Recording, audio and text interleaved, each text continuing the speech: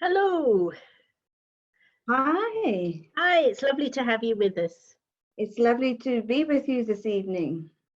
We've got, it's pouring with rain down where I am in North London. How is it where you are? It looks sunny.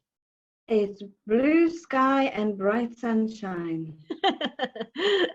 Must have something to do with your nice sunny temperament for sure. So Lisa, this is the part where we just get to know the speaker really before the talk. So we've Okay.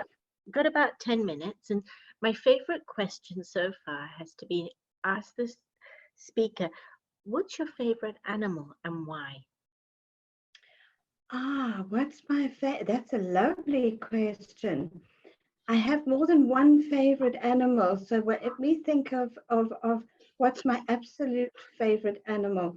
Oh, I have to say that I love kittens Oh, okay. Why? because they're so playful Uh-huh. and they're so sweet and lovable and just adorable, and you can cuddle them in their little being, and they grow up to be cats, and I love cats. Uh-huh. Uh-huh. Any particular type of cat that you like? um, I love Persian cats Ah, and Siamese cats, and I actually my favorite cat that I ever had was a mixture between a Siamese and a Persian. oh wow. Okay. All So right. she was rather lovely, and we were very, very fond of her, and she was very beautiful as well. I can imagine. Wow. I was half expecting, as you grew up in Zimbabwe, for you to say a lion or something like that, but no. No, no, strangely not. I remember when I went to America for the first time, the missionary friends I was with, who knew me in Africa, and now I was visiting them in America, were so amused with me because I was so excited. I wanted to see, that little animal that's got a stripe on it, tiny little animal. The name's gone from me. Squirrels? No, not a Chipmunks. squirrel, Chipmunks. chipmunk. I wanted to see the chipmunks. And they laughed and they said, "You're from Africa, and all you want to do is see a chipmunk." And I was so excited when they found a chipmunk out in the woods for me. For you, that was the exotic animal. For us, It it would be a absolutely lion. Yeah, I've seen lots of those. Okay, so how are you enjoying the lockdown? Can I use that phrase? Enjoy. Yes, I am enjoying it very, very much. And Uh, I do think the Americans have a friendlier version. What is theirs? It's sheltering in place. oh, okay. That sounds much more friendly to me. I mean, I know where it comes from, but it sounds much more friendly than lockdown. But I'm actually enjoying it because I love the peace and the quiet and the stillness and the not having to be anywhere or do anything. So you like being free from all the different deadlines that come up with life Yes. generally. Yeah, I can imagine. Yes, I can resonate with that. The reason I'm asking is because now that I just flipped through the news this afternoon very, very quickly, and they're now saying that we're getting to a point of frustration with this whole thing. People are generally getting to a point of frustration, but Mm. it's nice to see that you're still enjoying it. So, Yes, I do understand other people's frustration. I'm sort of in a lucky circumstance, but I can understand the frustration. Shopping for me is a little bit, having to time it and go and stand in the queue and mm, be concerned that I mustn't pick up any virus while I'm in the shop or pass on any virus. So that's probably my biggest mm, mm, one. So I can imagine how it must be for many people. yeah, it must be. Yeah, I can imagine. I mean, I'm in a very lovely environment, so I'm very lucky. But yes, Mm, it makes a difference. It really does. mm. So, Lisa, what are you what are you doing right now that you're enjoying? What am I doing? I'm working on all my little writing projects that I have, and I'm enjoying spending more time cooking. I'm not a great lover of cooking, but I'm spending more time because my daughter and I live together, but she's often away. She works away most of the time, but I now have her here constantly. So usually if she's away, she comes back for a while and then I have to cook for her for a short while. I don't have to, I choose to cook for her for a short while. And then she goes away again and then I just fend for myself. But now she's here. I've been taking extra care on making sure I prepare nice meals for her, which I've been enjoying too. So I have been enjoying taking on cooking more mindfully.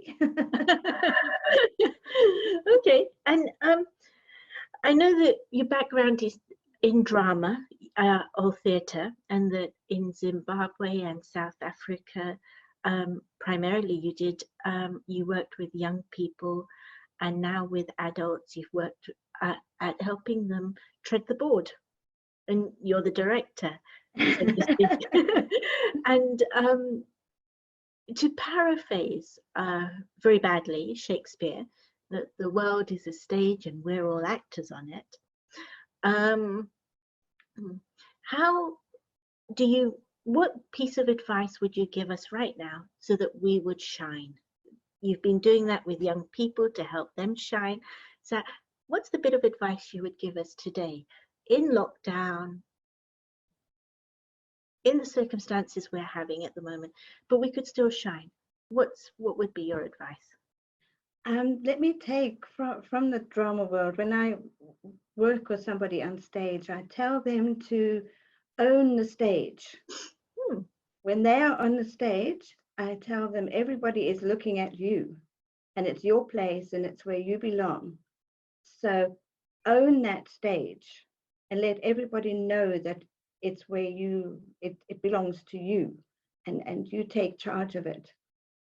So that's what I would say to all of us in lockdown is own the stage of lockdown. Like it or not, it is the stage that we have. It is the stage where we have been put. So own it and make the most of it in whatever way that means in your circumstances. Okay. Oh, that's really lovely. I've never seen it like that. Thank you. And I'm getting a couple of comments are coming up saying, that's brilliant. I love it. So thank you. It's a really lovely bit of advice there. Now, the next question I have for you really is, what's the greatest challenge you've experienced on owning the stage? And what's the easiest way to overcome that challenge? Wow, that's a good, I have to give that one some thought. The biggest challenge I've had to own my stage. I would think I'm going to go way back now to when my children were very small. And my husband and I split up. And I was living in, we were living in South Africa at the time. And we split up and I moved with my two small children. They were, how old were they? They were 3 and 5 at the time. And I moved to Malawi, a country I'd never known, that was quite dangerous to live in. And it was the first time I was ever on my own.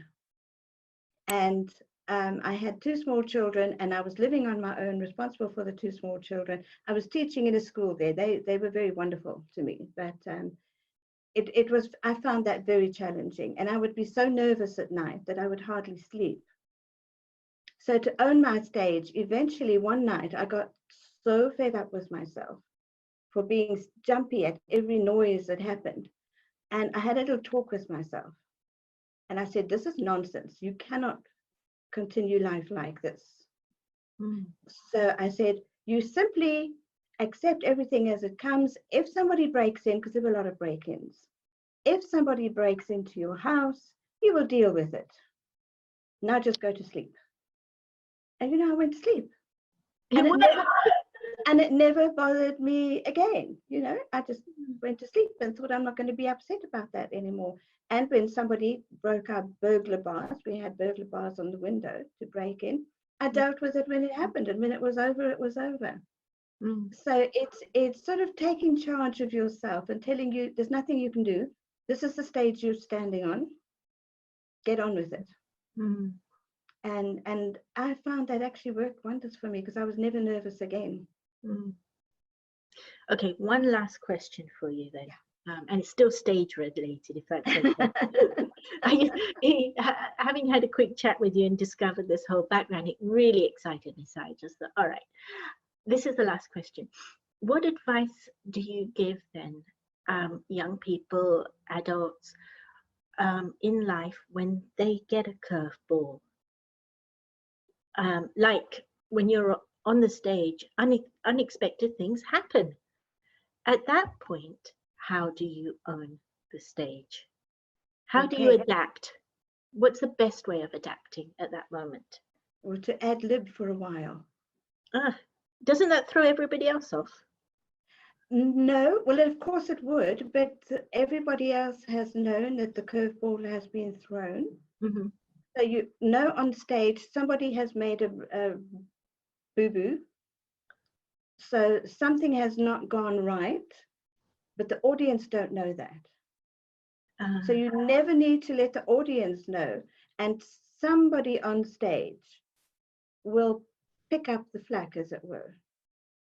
Will pick up with what's missing and step into the breach.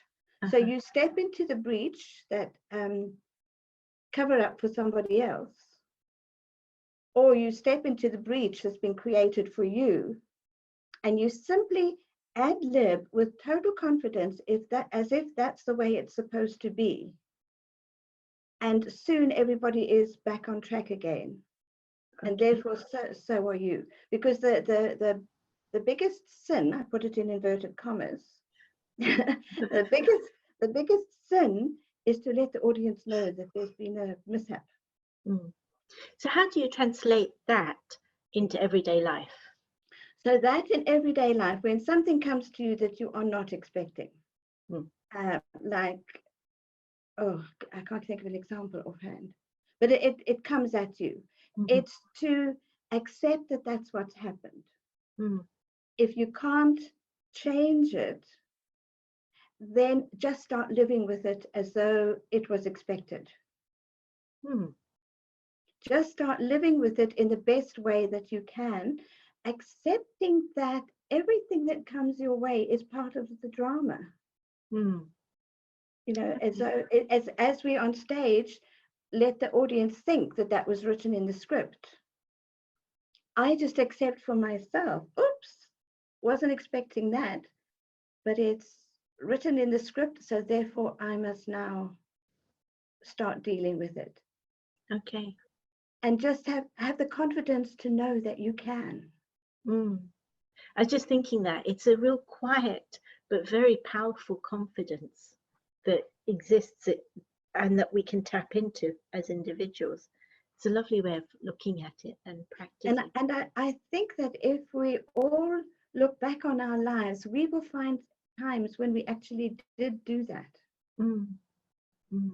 Because it's in the end, there's nothing else we can do. We can give up and collapse, but you can't stay collapsed for very long. No, not and live. Yeah. So I think it's what, like you say, it's a strength that we all have, and we tap into it like very quickly. That's really lovely. Thank you, Lisa. I think we're now about to start the talk. So for those of you who are joining us, we've had a get to know the speaker from 6:20. We try and do that just in advance of the talk, so we're all here and ready to be part of an interesting evening and a very interesting hour. So Lisa is going to be speaking with us on the art of communicating effectively. A number of you were very kind and sent questions in advance, and we actually had the time this week to forward those questions on to the speaker, so hopefully they're going to get answered as she shares. Lisa is an educator and has been for most of her adult life. She has taught in Zimbabwe, in South Africa, in Malawi, and also within the UK now. And right now, she continues to help young people, young adults, to prepare for the next stage of their life or the next big change, whether it's in the education field or moving on. So we're very lucky to have Lisa. And I'm going to hand over to Lisa, and please do send in your questions. The questions can come in on the question and answer button, and we'll be taking questions towards the end of the evening. So over to you, Lisa. Thank you. Thank you, Artie. Thank you so much. All right, now we go off the topic of drama and owning our stage.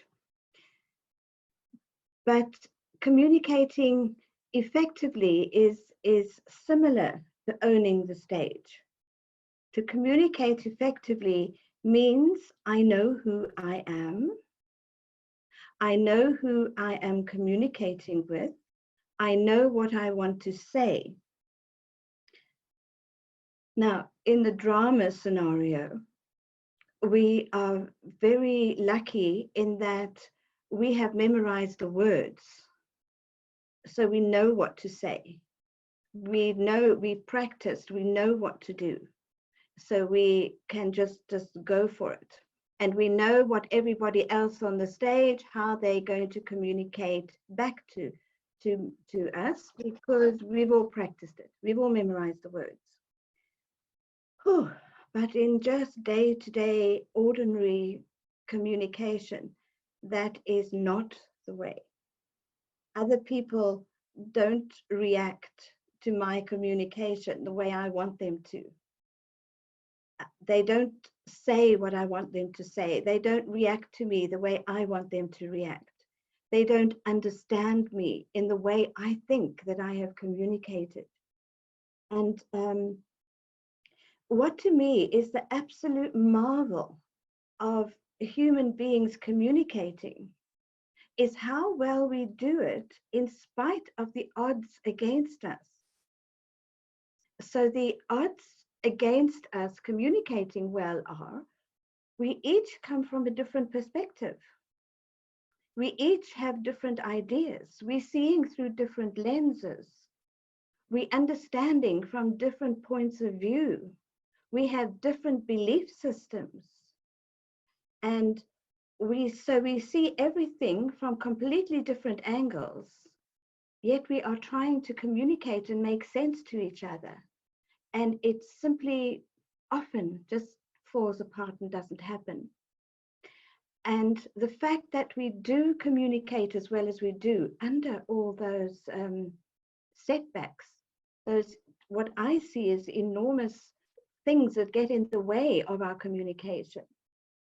The fact that we do communicate as well as we do shows just how magnificent we as human beings are, and just how wonderful is this art of communicating. Now let's just take a look at what is art to begin with. And art is something that I work on, that I study, that I learn how to do, and I learn how to make something beautiful, whatever the art is. And every art, we have a little bit of talent for it, or a lot of talent for it, or no talent for it at all. But usually there's a little bit of talent there because we choose to study it. But we have to study it, we have to work on it, we have to practice it until we make it into something beautiful. And the art of communicating is no different. We all have the talent for it because we all communicate all the time. Even people who have some disability that gets in the way of their communication, they find some way of communicating. They, in one way or another, are able to communicate. And so we all have the talent of communicating. Even animals can communicate. You can look, I said my favorite animal is a kitten, and I love cats, and I love the way cats communicate. So communication is something that we all have the ability to do. We all have the talent to do, yet we sometimes botch it up an awful lot. But if we are looking at the art of communicating, the art of communicating means I need to study my communication. I need to work on it. And so, in the short time we have together this evening, we are not going to delve to the depth of the art of communication. We're not going to make it and think, okay, I spent that hour on this evening and now I'm a master communicator. No, because it's going to take a lot more work than that. But what I hope to cover tonight is ways that we can do that. How do I go about studying this art? What can I do to improve my communication? What work do I need to focus on in order to create something beautiful in my communication? And as we all know, we're in a very interesting time of the history of the world, when for the first time ever, I think the whole world is caught in the same little scenario, which is so very interesting. So we can look at this as being really interesting to take a look at. But the reality is, for many, that communication has been made more difficult. First of all, because there are some of us who may be alone. So there's no one to communicate with on a moment by moment basis in the house.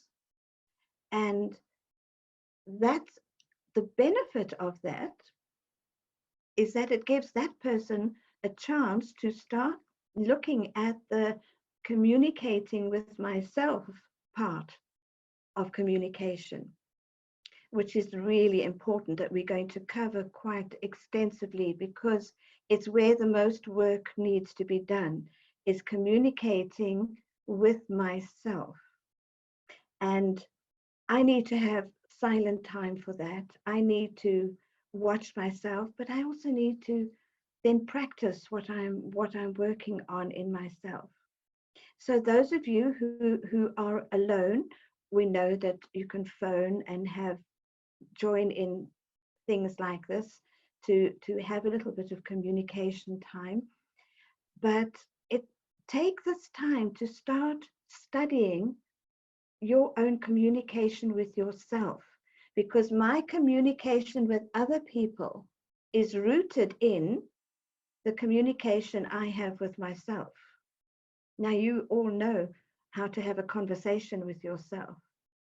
We have that funny little joke that says, I like to talk to myself because then I get the answers I want, or I go to myself for advice because then I get the advice I want. So it's that working on communicating with myself and perfecting that. Then we have the scenario of other people who are maybe now closed in. I don't like to say closed in, because we can open the door and go to the garden if we have a garden. Not everybody has a garden. But I am now staying at home, probably with the people I love most in life, my family, or housemates that I have. But suddenly we're having to communicate all the time. And that's a little bit difficult. And actually, communication with family can often be really difficult. Like we know the stories about going home for Christmas, and are you strong enough? How are you going to be? And everybody's relieved after Christmas is over, and they can all go their own ways again. And that's not because we don't love each other in the family. But it's because in the family we have the most history. And we remember things. They were there when I was growing up, and they are the ones that have created the problems that I have. And I've created the problems for them. Or so we see it, because that's the way it appears. So we may be struggling with that, or struggling with housemates that we didn't really know that we are now having to live with. And the good news is that this is not going to last forever, but it's lasting for now. And if we can use this time now to practice this art. Now, one of the questions that was sent to me, thank you so much for the questions. I did take time going through them today and thinking, oh, am I going to be able to answer all of these questions? But one of the questions I'm going to start with is, what are the core key principles of effective communication? I thought that was a rather powerful question. So I would say the bare bones of effective communication are mutual giving and receiving from the heart, expressing honestly, receiving with empathy.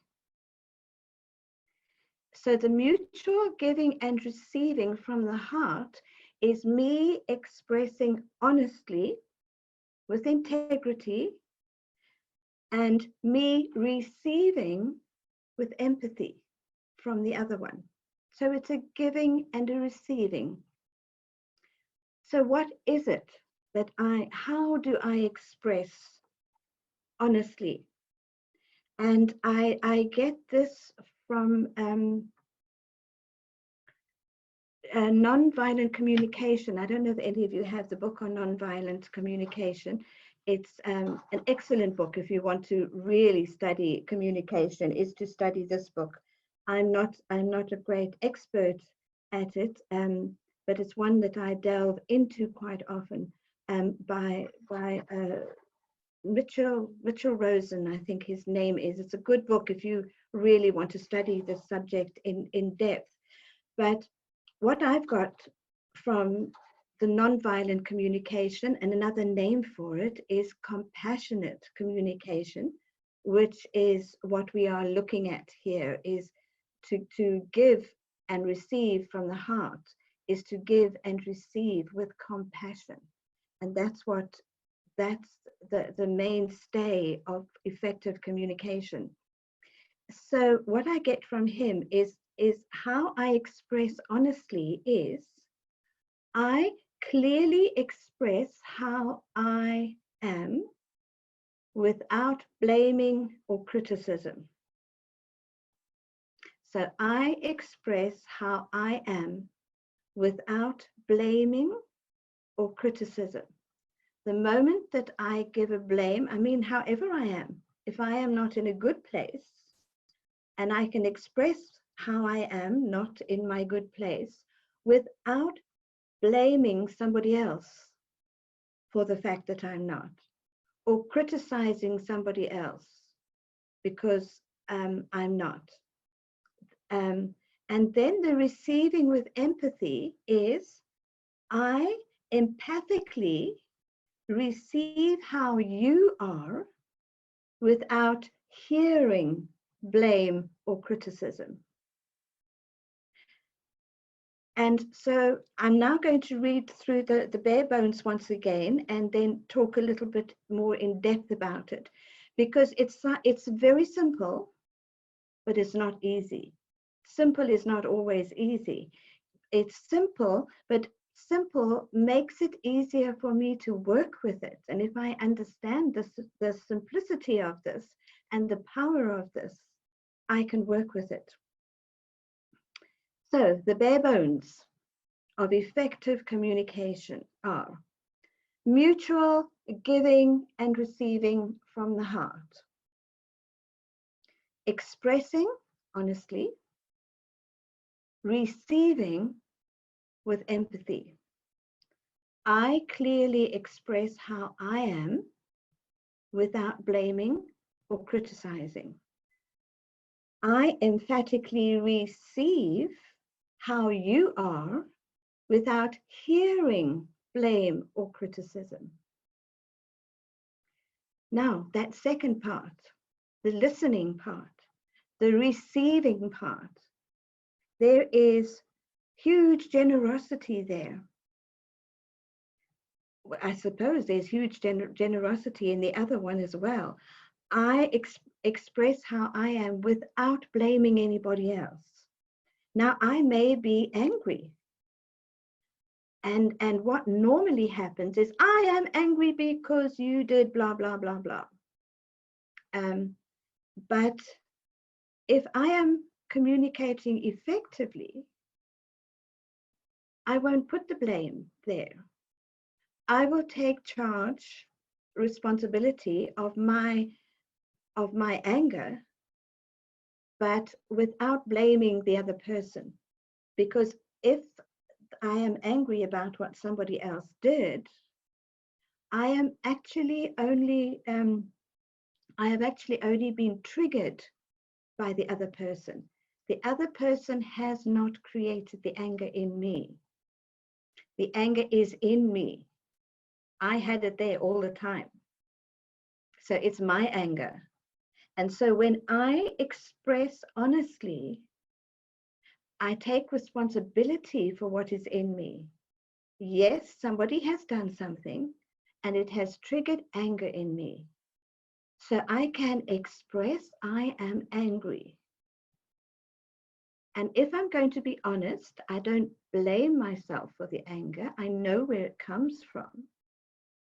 But I don't blame the other person, but I can say, I am angry because whatever it is the other person did.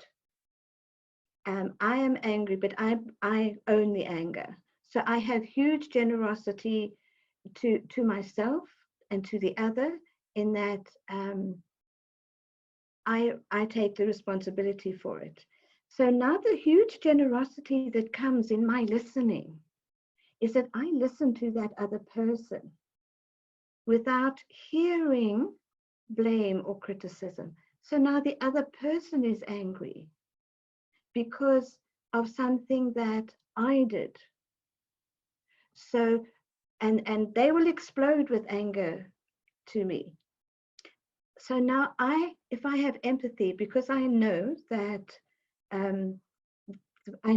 the anger belongs to them, but I'm not going to make the anger worse by saying, oh, the anger's got nothing to do with me, it's coming from you.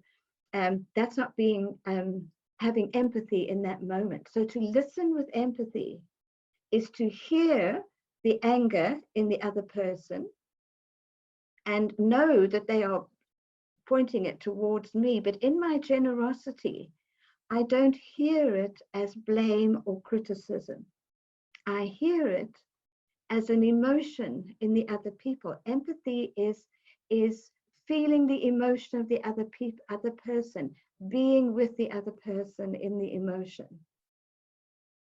So, as I say, it takes huge generosity, but it pays off dividends, because the other person may be angry at something I did, but if I am generous with that person, and my answer would be something like, oh, I hear that you are very angry that I did this. Then I have acknowledged their anger. And they can go on and take it more. I could have flared back at them, and you know how arguments start. But if I am listening with empathy, I hear the emotion that the other person is feeling. And I accept that I was part of that.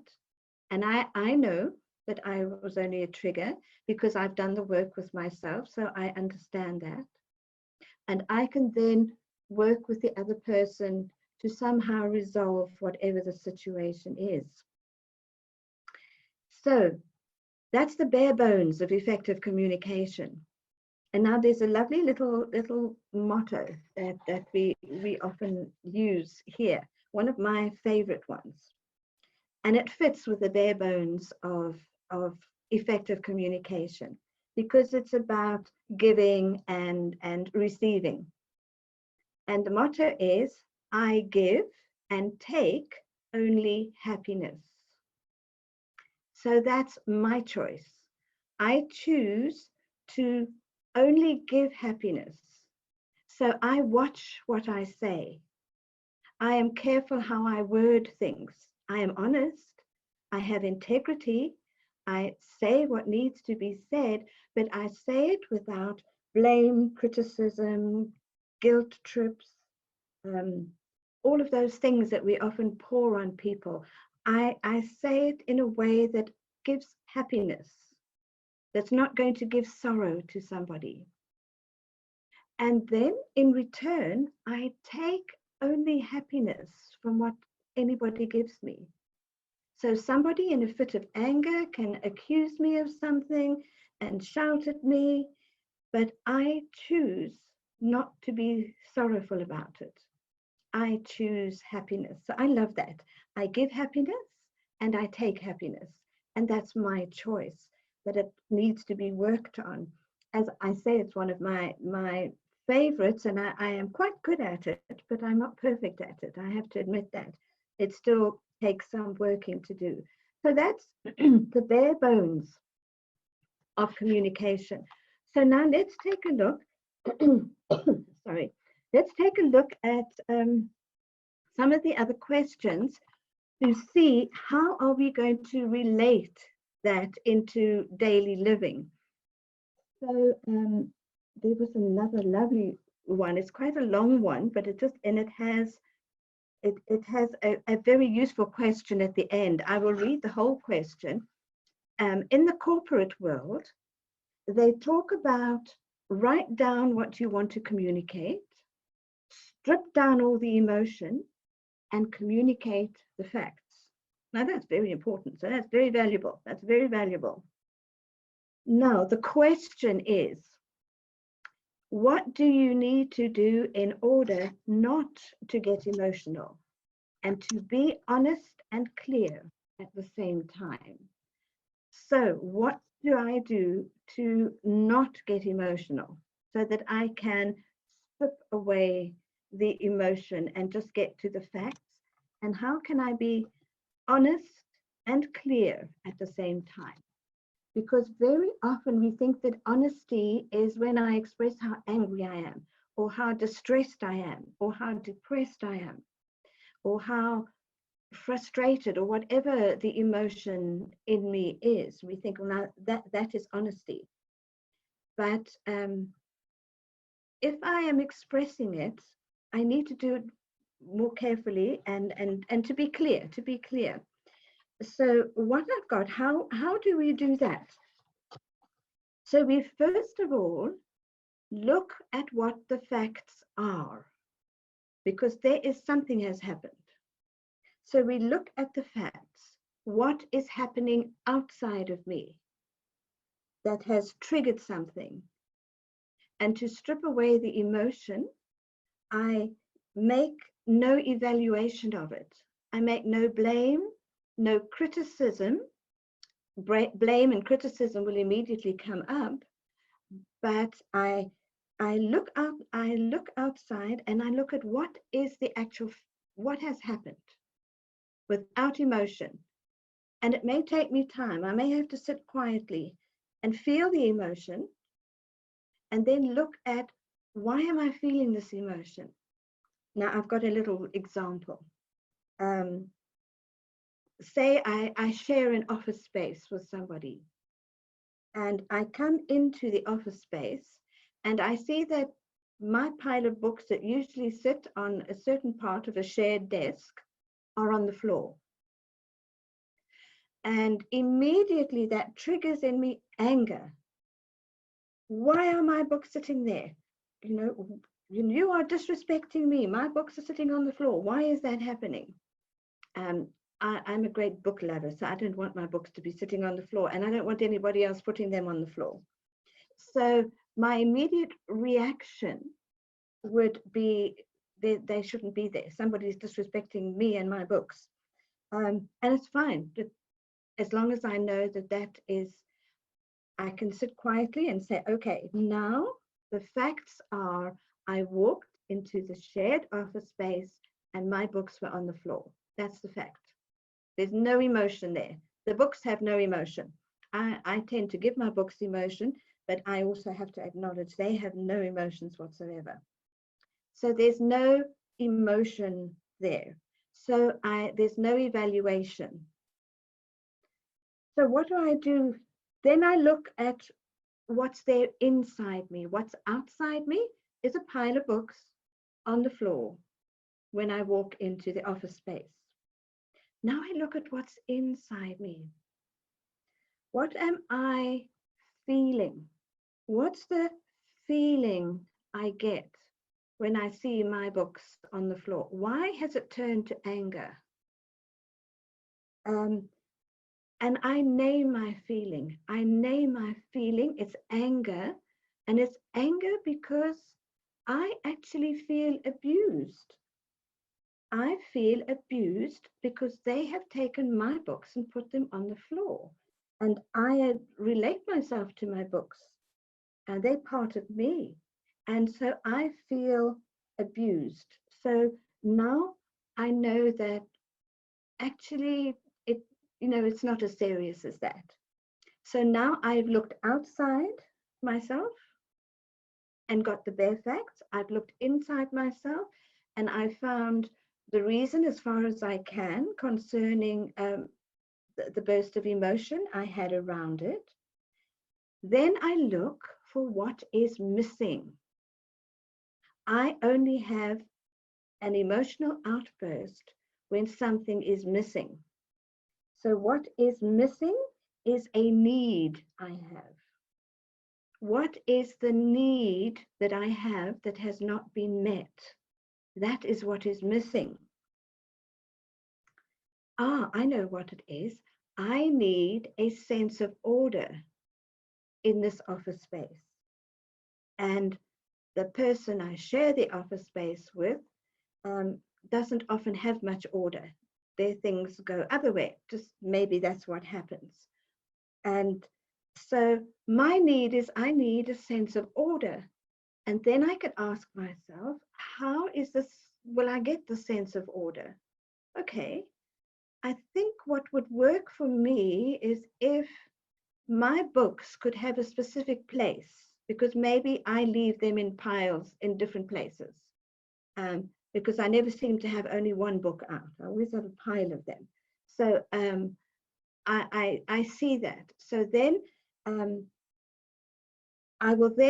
can then, after I've looked at what's missing, and it's my need that is missing, I need a sense of order, I can then look to the other person and now we can look for a resolution. Now, I'm the one that had the problem. So I look for what resolution would satisfy me. So I could say, okay, I was angry because I felt abused because I need a sense of order. And my book's on the floor, not sense of order. So I've satisfied it all. I've covered all those steps that person was asking about. I can then say, how about it? Would you be willing to let a certain part of the desk be kept only for my books, and maybe I will keep less books out? But if I can have a place that both you and I know that my books will always be, do you think that would work? And so then we can come to terms with it and hopefully resolve that. Because if I'm sharing an office space with somebody, it would probably be that we get on fairly well. So it may not always be as simple as that, but that gives us a process. The process is look at the facts, what is outside of me, look at my feelings, which is inside of me, look at what is missing. My need is missing, and state the need, and then make a request of making a resolution to the problem.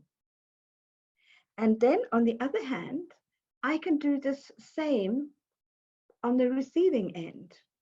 When I have triggered somebody, we can go through that same process where I will be listened to. I mean, and in the process, I would listen when I'm ready to. I will listen empathically to the person who shares with me. And she may be able to fill me in on how it is for her to share the space with me and my books. And then I can find out, okay, so I have listened empathically and got to understand that her needs are as much as mine. And so we can build that and put that together. So I hope that works. And that helps us show how we take those bare bones and work them into a conversation. And before I can have that conversation, I need to work with myself on deciding who am I going to be within a conflict. Who am I going to be means what kind of person am I? Who am I going to be? And I need to work with that so that I am able to then communicate in the way that I want to. Now we have another one that I think that we can all relate to this one. How do you communicate with someone who is determined to find something in what you say to attack you? I think we can relate to that. And after they have laid out some leading questions, as if drawing me in a trap, and I'm always caught. How do I communicate with this person? Do I cut off communication in a way that I just disappear from their orbit? When somebody is this difficult, way more difficult than my books being on the floor, we do have the choice of cutting off the communication. And it depends on how special that person is in your life, how important that person is in your life. If it's a person that you can actually get on without having to see again, you can cut off the communication. However, you will always have that discomfort in your mind about that person. Or it may be a person that you cannot cut off because you see them daily, so you do need to solve it. Then you need to work on it. And the way to work on it would be a similar process of speaking honestly from yourself, of taking a time when you are not in an anger situation with a person, taking a time when you are with that person and there's nothing else going on, and you can ask them, can I chat to you a bit or something, and ask them and prepare what you're going to say very carefully, and share how it makes you feel when they do that. But it's coming from you. I feel distressed when you ask me questions and get angry with my answer. Okay, so that's actually throwing a bit of blame onto them. I am distressed when oh, that's right, because I feel attacked. Sorry, I'm getting it right here. I feel attacked when you ask me a question and get angry with or answer me in the way you do. Let the person know that you feel distressed by it. And what is the need that is not being met? So you look for what is missing. The person is talking with you, asking and answering questions. The fact is you are having a conversation. The need is, the feeling is, I feel attacked. The need is, I need to be able to answer the questions, or not have you ask me questions. Whatever the need is, I have a need for a peaceful conversation, basically. And then make a request of this person. And or maybe say to them emphatically, empathically, say to them that I see that you don't always like the answers that I give. Can we talk about it a little bit? In some way, you take the same giving honestly, but clearly with no emotion because you've worked on it, and then accepting whatever they say. We accept their emotion. And because the other side of it is that the other person also has a need. And if we can start feeling their need and seeing what their need is, and maybe expressing what we see the need to be, then the conversation can start a little bit more. I see I'm looking at the time. I need to go a little bit quickly. We have another question that fits with that. How to be truthful without being hurtful. That's another very important one, but it depends again on what the circumstance is, because truth does not need to hurt. And if it's something that will hurt we can go back to not giving sorrow to other people. So if it's something I need to say to them, I will do it in a way that doesn't give them sorrow. And it depends on how necessary the truth is there. Am I going to tell a lie instead? Then the truth is rather necessary than telling a lie. Or am I just don't need to tell the person that? So to be truthful means I speak from compassion. I speak from love. I speak from concern for the other person. I see what the other person's need is in what I need to be truthful about, and try and approach it from that way. I don't know if that's being helpful in any way. We have another one here. That's when people don't want to be communicated to, interesting word, don't want to be communicated to, when they don't want to listen. What do you do?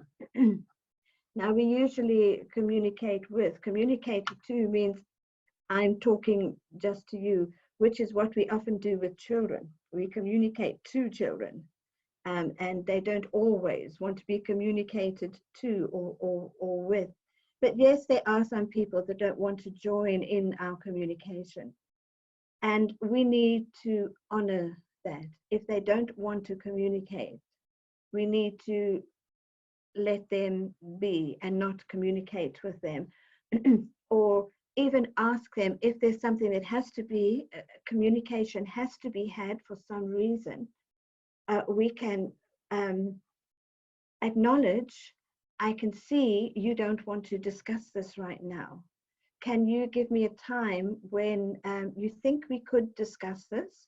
And if it's in a hurry, it needs to be discussed before grandma comes to stay with us, or whatever it is. And give the other person space to not communicate.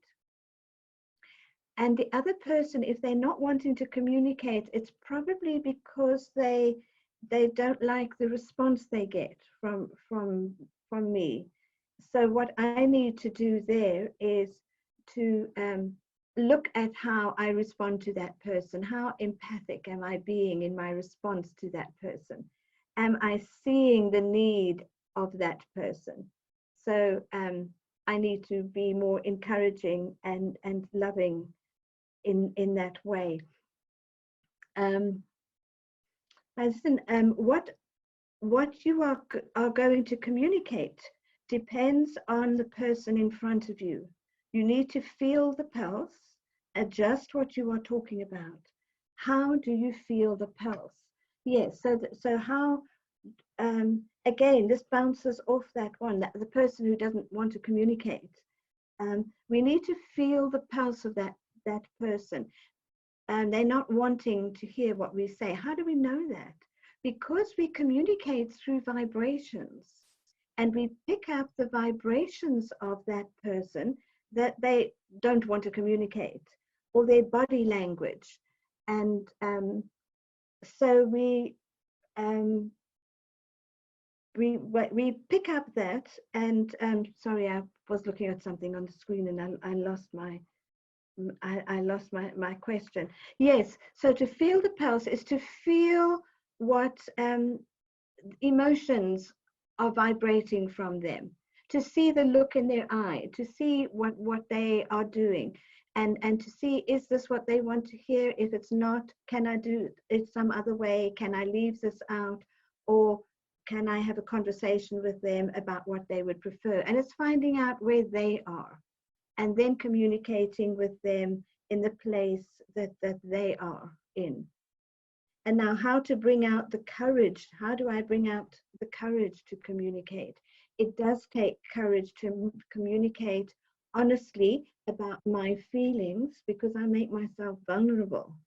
I am feeling this is what this feeling I am having. I am making myself vulnerable. But how I can do it is by spending time with myself, preparing carefully how I'm going to do it, and understanding that actually it's very effective to communicate my vulnerability, and it helps other people to communicate back to me. So just take the courage by your hand, own the stage, and say what you need to say, but compassionately, and being ready to listen to a compassionate response. And there's a question: is why do people not communicate?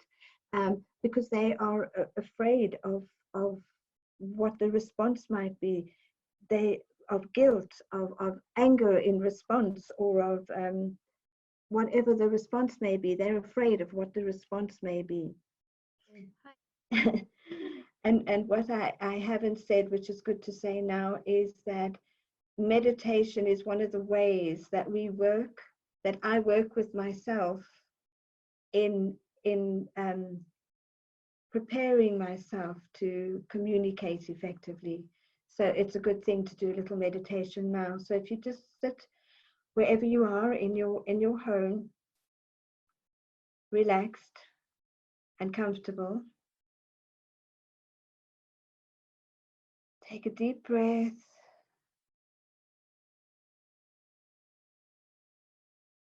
And you've heard lots of words about communication right now.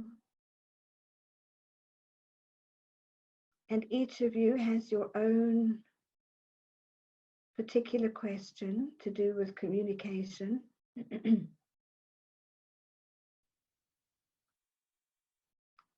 Think now of a specific instance of communication you would like to work with,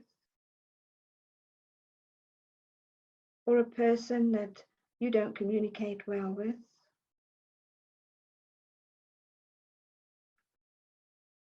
And hold yourself in a space of compassion, of love.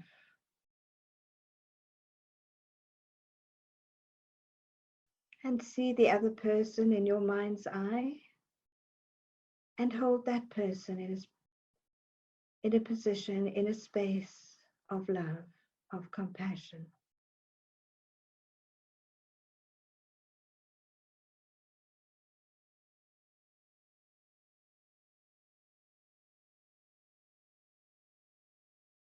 And just feel that space of compassion between you and the other person or the other people.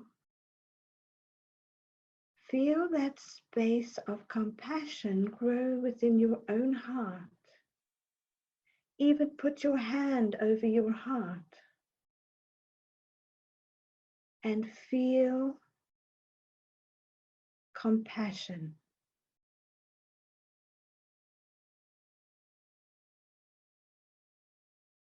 and tell yourself, I'm okay.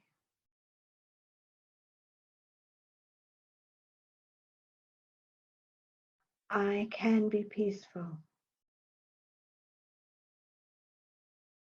I am loving.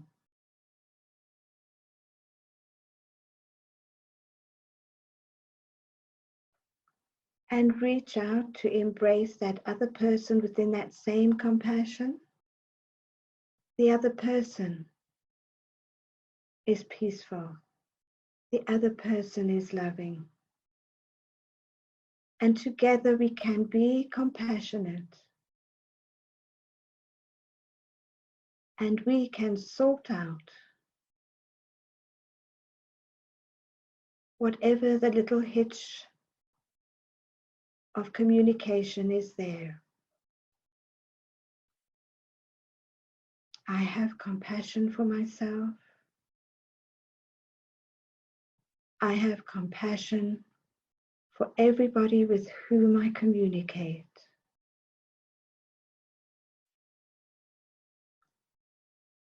And I sit in this lovely circle,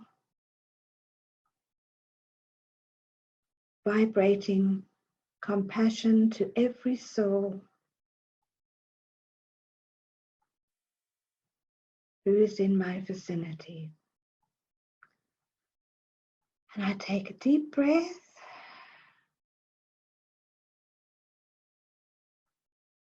And I come back to this space together.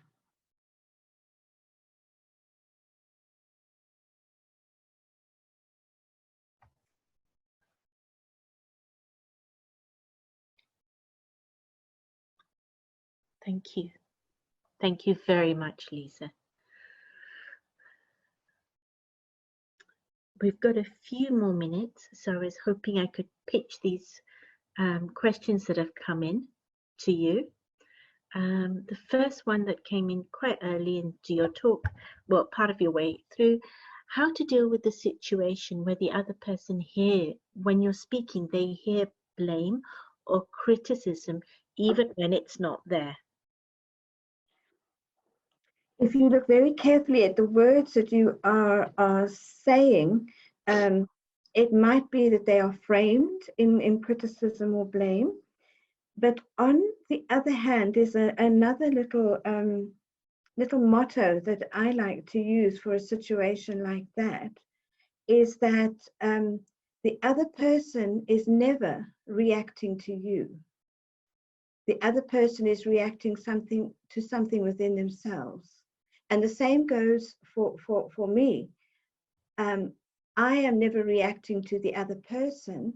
I am reacting to something inside of myself. So sometimes, yes, I hear blame when it hasn't been given because I'm blaming myself for that, or I think that people blame something. So if they heard blame, they really did hear blame.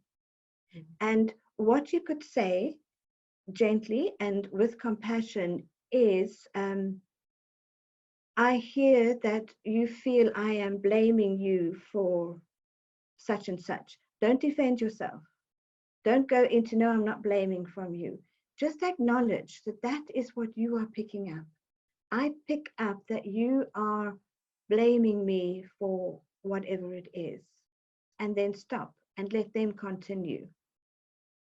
And keep the conversation going, never defending yourself, but reflecting back to the other person the distress, whatever kind of distress it is that they are feeling. And you will find that the conversation will open up, and you may be able to resolve it, and it may be coming from a place that neither of you were aware of. So that's a good exercise to try. Thank you. The next question is, what do you think is the best way of communicating in a very diversified work environment, i.e., in terms of background, culture, language usage, upbringing, educational levels, etc.? That's like what I was saying at the beginning. through all of that, it's remarkable how we managed to do that. What I would actually say is, for you in that situation, I can't tell you in a short way how that would work, but carrying these bare bones of effective communication in the mutual receiving, giving and receiving with empathy from the heart is basically what you could use. But to be able to use it in this diverse situation, the study of the nonviolent communication book by Mitchell Rosenberg would be a very useful thing to do together with the people who need to do that. But you would need somebody who's an expert in the art of nonviolent communication. It is very excellent, and I would advise it to anybody in a group situation that have got so many differences going there. You would find, or even just get the book and study it for yourself or whatever works. There are lots of ways and of dealing with that kind of thing. But mostly it's giving with empathy and accepting, receiving with empathy, hearing what each other is saying, and asking when you're not sure. In my culture, that means this, and that's a little insulting. What does it mean in your culture? Actually ask if something happens, because that's one of the ways, without blaming or thinking what I think is right, being willing to hear another side and to actually try another viewpoint. I don't know if that helps. Thank you. And finally, a quick question. Could you repeat the name of the book and who the author is? Okay, the name of the book is Nonviolent Communication. Okay, actually there's a whole pile of other stuff that's coming. Sorry, I didn't notice. Can a person with a high level of communication and good emotional intelligence function in a relationship or a marriage with a person who has a low level of communication and emotional intelligence? What an interesting question. I would say yes. It would take a lot of commitment on both sides to make it work. And the one with the high level would have to be very guiding in the situation and in working with the other person. And it would depend on how valuable the relationship is, and finding a way of being able to discuss things at the time without the one being superior to the other, because the low level one will have specialities of their own that they can both learn from. So it's finding places of meeting and being able to explain to each other, and you know, and just making the most of what you have got, and looking at each other's specialities and dwelling on specialities rather than looking at what's wrong in the situation. Okay, thank you. Here's the last question, I think, that's come through. Oh, what do I do when I hear what do I do when I hear that person's voice is giving me creeps? So I just can't stand it, but I need to communicate with that person. How do I manage that? So again, you need to look and see what is it triggering inside you? What is the feeling that is coming up inside of you? And because you are reacting to that voice, it's something in you. You are not reacting to the voice. You are reacting to something in you that the voice triggers. So you need to know, what is it triggering in me? What is the feeling? What is the emotion that it is triggering in me, and how can I deal with that and take responsibility for the trigger, because the person can't change his or her voice. So it's taking the responsibility to look and see what is it triggering within me, and what can I possibly do to solve that emotion. So the other question that's come up is, have you written any books on communication? Not yet, I think, is the answer. No. Just to round off, I'm going to say thank you so much, Lisa, for taking time out and sharing your thoughts and your wisdom with us, and being entertaining as well. So thank you for being so open with us. Thank you very much for joining us, and we hope to see you soon. Lisa, thank you so much. Well, thank you so much for having me and listening to me, Rathlin. Thank you.